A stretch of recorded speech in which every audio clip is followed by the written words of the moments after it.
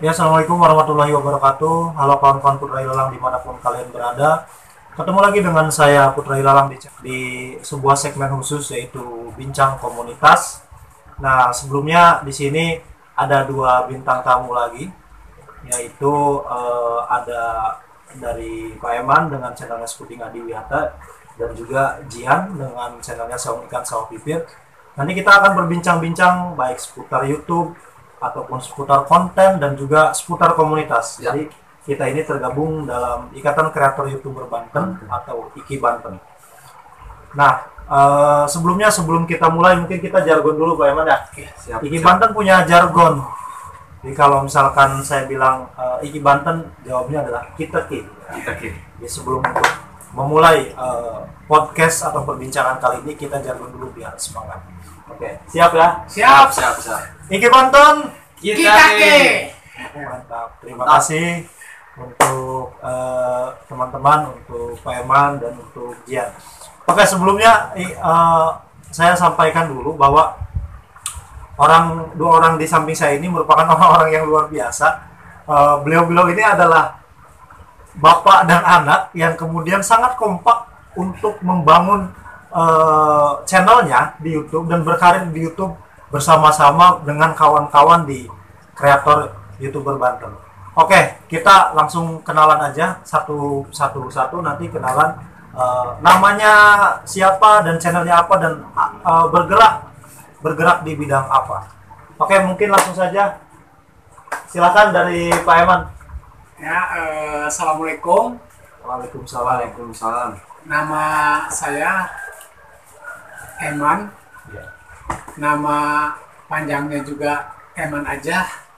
Kalau dulu teman saya ada yang bilang Eman doang, gitu. Asal yang penting doang kesananya itu nggak ada implik-impliknya. Boleh impliknya doang kiai, boleh doang ustaz gitu. Yang saya khawatirkan takut doangnya itu dimiripkan dengan teman saya yang ada di Ragunan sana. Enggak. Jangan sampai itu, Mas. Kalau dilihat dari filosofis nama Kang Ilalang, jadi ceritanya gini, Eman itu kalau dari bahasa Jawa sayang ya. Iya. Berarti ibu saya itu ngasih nama saya Eman, berarti dia sayang sama saya. Iya. Sementara dari kacamata Ustadz, Eman itu asal katanya dari Aiman, jadi nggak ada huruf kan, Aiman. Iman. Anggap saja kita bulatkan katanya biar tambah enak dan bermakna, jadi iman. Jadi Nah, kita kolaborasikan antara makna bahasa Arab dengan bahasa orang tua tadi. Eman sayang, iman ya percaya. Berarti orangnya beriman juga dapat dipercaya. Itu harapan dengan jangan orang berkata apa arti sebuah nama. Iya. Itulah mungkin filosofis. Jadi jangan melihat orangnya hitam, karena hitam-hitam kereta api, biar hitam banyak yang menanti. Mantap. Emang selalu menarik. Channel susah untuk diucapkan, tapi asik kalau sudah dikenal. Oke. Apa nama channelnya, Pak? Skuting dan Adiwiyata. Skuting dan Adiwiyata. Oke. Eh, Apa tuh? Channel apa tuh, Pak? Skuting dan Adiwiyata itu sebenarnya kenapa saya pakai bahasa skuting gitu, tidak pakai bahasa pramuka. Padahal ya skuting bisa dibilang pramuka, pramuka bisa dibilang skuting gitu. Iya. Tapi kenapa saya pakai bahasa skuting? Karena skuting ini yang paling tua istilahnya dipakai sebelum masuk menjadi pramuka. Oke. Dengan tokoh kita semuanya udah tahu, Iya. Lord Baden Powell of Evil. Itu tokoh siapapun pasti tahu. Bahkan Kang Ilalang, kalau saya tanya kepada anak-anak SD, SMP, SMA, ketika ditanya siapa bapak pramuka dunia, mereka tahu. Tapi ketika saya tanya Siapa bapak pramuka pramuka Indonesia, mereka banyak yang tidak tahu. Nah, disinilah teman-teman gitu kan. Karena yang kita pakai saat ini adalah tunas kelapa. Itu tidak ada di Amerika. Ya. Itu tidak ada di Malaysia, itu tidak ada di Singapura gitu, tidak ada di negara manapun. Jadi tunas kelapa itu adalah logo pramuka untuk Indonesia. Indonesia doang berarti. Ya untuk Indonesia aja kalau untuk itu. Terus di mana skutingnya gitu? Skutingnya itu dulu kita masih bawa di seluruh dunia. Skuting itu bawa namanya wasem. Awesome. Wasem. Jadi WOSM Ya. seperti itu. Kalau Nah. Adiwiyatanya Pak? Sekarang yang kedua, karena memang di banyak sekali sekarang pengerusakan hutan, Iya. banyak anak yang tidak peduli dengan lingkungan. Kemudian sekarang adalah masalah kondisi global warming, kondisi di perumahan di kita sudah banyak dihuni untuk pertokoan, untuk perumahan, sehingga kondisi bumi ini sudah mulai sakit kan. Alam ini kondisi sakit, sementara kita aja bisa sembuh karena alam gitu. Kalau alamnya sakit itu sudah tentu akan ngefek, sebagai pengungsinya juga akan sakit. Maka dari itu melalui satu lagi salurannya yaitu Adiwiyata, saya gabungkan channel ini menjadi Sekuting dan Adiwiyata. Kalau orang lain mungkin ada yang bicara Sekuting nggak aneh, bicara Pramuka nggak aneh, bicara Adiwiyata juga nggak aneh. Yang aneh itu adalah menjadi Sekuting dan Adiwiyata. Penggabungan. Iya. Jadi kalau istilah di televisi itu apakah namanya SCTP gitu? Satu untuk semua. Gitu. Itu channel daripada Pak Eman, Sekuting and Adiwiyata. Silahkan di subscribe, nanti saya cantumkan linknya di deskripsi. Channel ini memang channel edukasi, channel yang banyak memberikan banyak gambaran, banyak edukasi baik mengenai Sekuting atau Pramuka sendiri ya, di dunia maupun Indonesia, dan juga Adiwiyata yang banyak bicara tentang isu-isu lingkungan ya, seperti global warming dan lain-lain. Jadi untuk pengetahuan, untuk informasi, edukasi, Sekuting Adiwiyata memang sangat relevan untuk kita terus pantau. Nah, di sebelahnya ini ada partnernya yang luar biasa. Siang malam mereka ini berdua gitu, kayak adik kakak, sebenarnya bapak dan anak. Ini perlu dicontoh teman-teman. Jadi berkembang dan diajarkan langsung oleh bapaknya ini yang sudah lebih dulu lahir gitu ya, kepada anaknya dulu gitu. Silakan Bang Jian. Assalamualaikum warahmatullahi wabarakatuh. Waalaikumsalam. Perkenalkan, nama panjang saya Jian Alfian Putra. Bisa juga dipanggil Jian, bisa juga dipanggil Yayang. Oke. Kenapa bisa dipanggil Yayang? Karena dulunya ibu saya itu, kalau dalam bahasa Sunda itu geget. Geget. Tahu kan geget? Apa tuh geget? Geget itu saking sayangnya. Oh, Sehingga iya, pangalam. masih pengalam ya. Yayang ya. Panggilan saya iya, Pak, ya, dari panggilan kecil. saya. Sehingga nama Yayang itu nyebarlah. Orang-orang nyebar. Jadi kadang mah orang-orang itu nggak nyebut ngaran asli. Oh, jadi boleh dipanggil Yayang. Yayang. Kebanyakan orang manggil Yayang. Iya, iya. Paling kalau misalkan dipanggil Jian atau Ian itu sama teman-teman paling. Oke. Kebanyakan orang kampung sama kebanyakan pokoknya manggil Yayang. Channelnya apa? Kalau Bang Yayang. channel Saung Ikan Sawah Pipir tentang mencakup 3 hal. Oke, apa tuh? Yang pertama budidaya ikan Budidaya ikan. atau jual ikan. Yang kedua tempat makan. Tempat makan. Yang ketiga tempat santai. Tempat santai. Oke. Nah, itu channelnya dari Bang Yayang atau Bang Jian sendiri. Jadi kita pun ini lokasinya masih pagi, masih adem juga udaranya, dan kita sedang berada di Saung Ikan Sawah Pipir. Ini sebuah konsep minimalis resto dengan konsep tradisional yang langsung bisa diperkenalkan dengan alam, lalu dengan bagaimana proses kita bisa makan, bisa melihat masak, mancing dan lain-lain gitu. Jadi ini pun sangat recommended untuk teman-teman yang ingin berwisata yang dengan nuansa desa ya, di Saung Ikan Sawah Pipir. Nah, jadi dua partner ini gitu ya, ini punya channel yang berbeda dan masing-masing ngurusnya gitu, luar biasa. Nah, ngomong-ngomong, karena memang ini kan bincang komunitas ya, ngomongin YouTube. Menurut Jian dulu deh, menurut Jian, kenapa sih kemudian Saung Ikan Sawah Pipir harus di YouTube kan gitu, atau harus diperkenalkan dengan YouTube? Menurut Jian? Kalau sebenarnya sih menurut saya lebih bukan ke kadang kan orang bikin YouTube itu cari sensasi, buat cari viewer banyak, uang. Tapi buat saya mah gimana ya, sekalian belajar usaha di bidang ikan. Oke. Juga sekalian berkarya di YouTube, Promosi juga. iya, ya? promosi. Luar biasa. Jadi nggak ada ingin viral atau apa gitu. Jadi intinya mah belajar usaha sambil berkarya di YouTube. Jadi sambil sharing juga Iya. ya dengan kawan-kawan. Gini loh gitu. Iya. Kita berwirausaha gitu. Dan Jian ini masih sangat muda kan, masih sekolah kan. Tapi Badannya luar aja yang biasa. gede. udah jadi manajer dia di Songgan soalnya tangan kanannya bapaknya ini. Karena kan Masih bapaknya 9. yang di luar. Masih 19 umur. Wah, masih 19 ke promosi. Ya, jadi itu alasan kenapa kemudian Jian mengembangkan channel Songgan Soal Pipir melalui kanal YouTube-nya. Kalau Pak Eman dengan Skuting Adiwiatanya nih, kenapa nih? Skuting dan Dan Adiwiyata Adiwiyata. itu yang pertama adalah saya kan misalnya pendidik gitu kan. Iya. Kemudian saya juga punya kebutuhan untuk video-video itu, ya kebutuhannya tentunya untuk mendidik gitu. Iya. Jadi sebenarnya saya itu education oriented. Education oriented. Mantap. Jadi sebenarnya lebih kepada saya pendidik. Di dalam pendidikan itu ada yang namanya pembelajaran itu disebut dengan Pak Ikem. Apa tuh Pak Ikem? Dulu Pak Kem Oh. berubah menjadi Pak Ikem. Ada juga yang mengatakan Pak Ikem Gembrot. Jadi Pakem itu pembelajaran kreatif, aktif, menyenangkan. Oke. Kemudian diinovasi lagi Pak Ikem Gendrot. Gembrot. Pak Ikem ya. Pak Ikem itu pembelajaran kreatif, inovatif. Oke. Ada tambahan Inovatif. inovatif gitu. Kemudian dirubah lagi, banyak yang mengungkapkan istilah ini dengan Pak Ikem Gembrot. Sama dengan tadi, cuman ada gembrotnya. Apa tuh gembrotnya? Gembrotnya itu gembira dan berbobot. Oke. Saya kira gebrot-gebrot. Gitu. Jadi gembrot itu gembira dan berbobot. Gembira dan berbobot. Itu istilah-istilah yang saya kenal berkaitan dengan pembelajaran.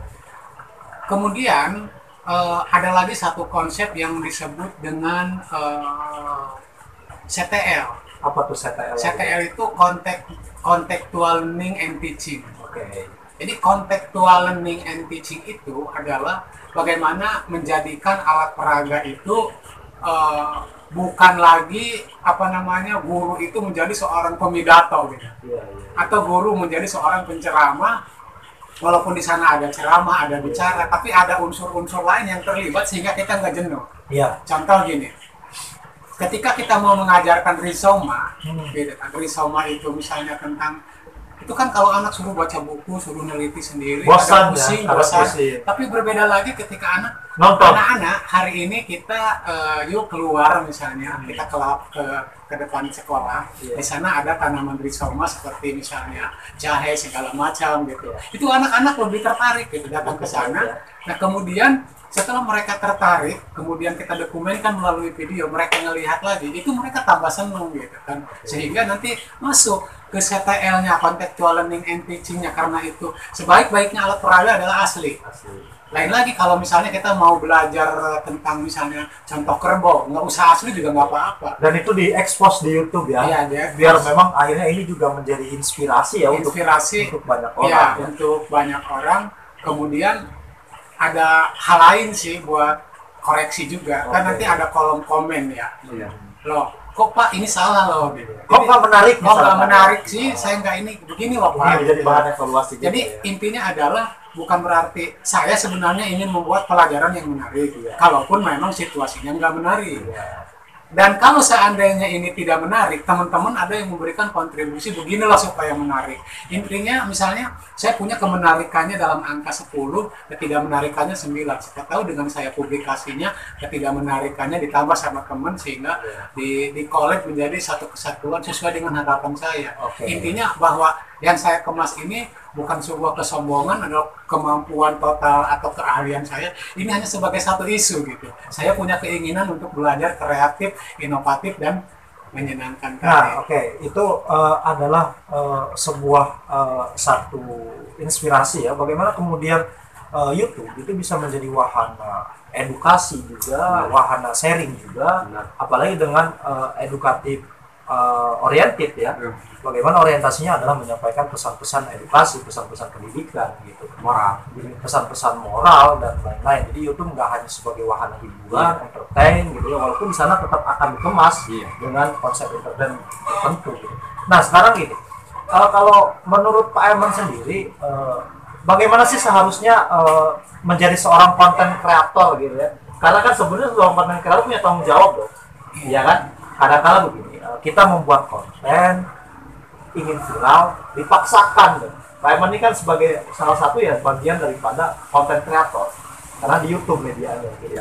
Nah, menurut Pak Eman tuh konten kreator tuh sebenarnya bijaknya seperti apa sih? Walaupun memang hiburan ya nggak masalah memang. Hiburan adalah hal yang sah gitu. Karena kita pun butuh gitu. Tapi kita misalkan ada batasan atau apa gitu. Menurut Pak Eman gimana? Saya sering menyampaikan suatu konsep itu saya bawa ke arah yang makro, tidak saya bawa ke arah yang mikro. Oke, gimana? Saya bawa ke arah yang general. Karena ini konsep ini bisa loh dibawa ini ke ruang lingkup YouTube. Konsep ini bisa. Jadi saya milih-milih. Ini konsep yang general loh. Ini itu sebenarnya bukan hanya bisa diterapkan di pendidikan. Ini bisa loh di organisasi pemuda. Ini bisa lah di YouTube gitu. Artinya bahwa saya mau pakai filosofis Adiwiyata. Di Adiwiyata itu ada 3 prinsip. Yang pertama adalah edukatif. Yang kedua adalah partisipatif. Kemudian yang ketiga berkelanjutan. Gitu. Jadi menurut saya bagaimana kita menjadi konten kreator seperti tadi yang disampaikan itu adalah kita membuat satu materi atau konten berhubungan dengan tentang apa konten apapun kita, itu, apapun itu, hiburan. tapi nanti endingnya itu tidak hanya di dua sisi. Contoh 2 sisi tadi hanya rekreatif. Kemudian misalnya hanya sekedar entertain gitu kan. Jadi tidak hanya entertain, dan soalnya apa? Kadang orang yang banyak refreshing dan hiburan sementara di dalamnya tidak ada edukatif, itu endingnya kadang tidak positif kan, banyak. Gitu kan. Makanya kenapa saya bikin paket komplit gitu kan. Saya bikin paket komplit biar nanti hiburan adalah hiburan yang mendidik, rekreasi adalah rekreasi yang mendidik. Tetap kemanapun kita larinya di situ harus ada pesan-pesan moral. Karena kalau nggak ada pesan moral itu labas. Istilah rem itu labas. Jadi itu menurut saya tetap harus ada ukuran ya, Pak ya. Karena memang ya yang nonton YouTube juga semua umur, Pak ya.